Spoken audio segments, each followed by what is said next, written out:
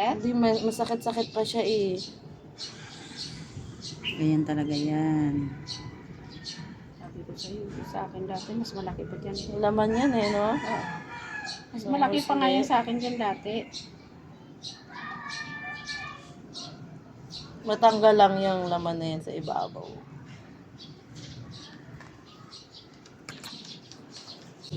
Matigas na naman yan eh. Yan. Yan nga, yan lang. I-overcut ko na to ha. Para matanggal talaga siya. Yan, para matatanggal. Wala eh, ano eh. Sira na rin to eh. Yung kuko niya, hindi na nakakapit. Kaya yung nakakapit eh. Kaya yung masakit. Kasi naging naanak na yan.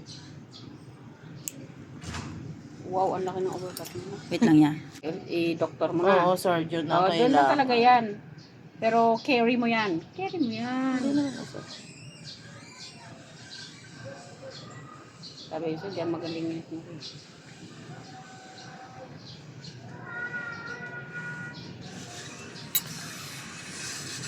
Kakapit pa yung kuko. Oo, mabalik na yan sa dati. Diba? Oo na, hila. Ito yung ano. Ayan yung naiwan. Yun yung naiwan. Oo, Yung yan yung Yun naiwan. yung masakit na naiwan. Yun yung kaya nagnananayan. Hindi niya natanggal. Sabi niya kasi nung binalik natin natanggal. Diba? Eh, yan. Yan, oh. naman. Yan. Para kasing ngipin dito oh. Yan talaga yun. Tama yung binidyo mo, tapos pakita mo dun sa ano. Ate, oh, ito na yung ano. In-overcut talaga yan. Kailangan talaga yung i-overcut para matanggal talaga ng buo. Oh, mawawala na yun. Wala na rin yung kuko. Oh, wala na rin yung kalahati. Pero ano naman yun? Kapatid naman. Ang sarap. Okay na siguro yan yun. Ang sarap. Ay, makatid. Oh, di ba Makati na siya ngayon? Hindi na siya masakit. Makati na. Buti nga nagaganyan na. Nung sa karaan, hindi mo talagang mawakan. Hindi kasi may nakatusok na ano eh.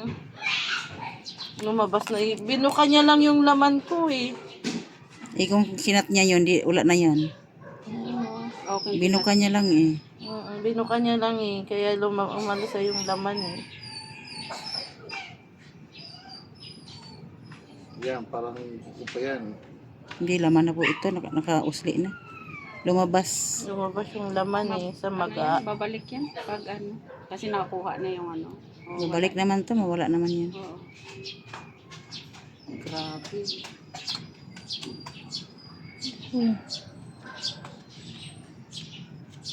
Hindi pang ibabad. Hindi kaya ng ano. Babad.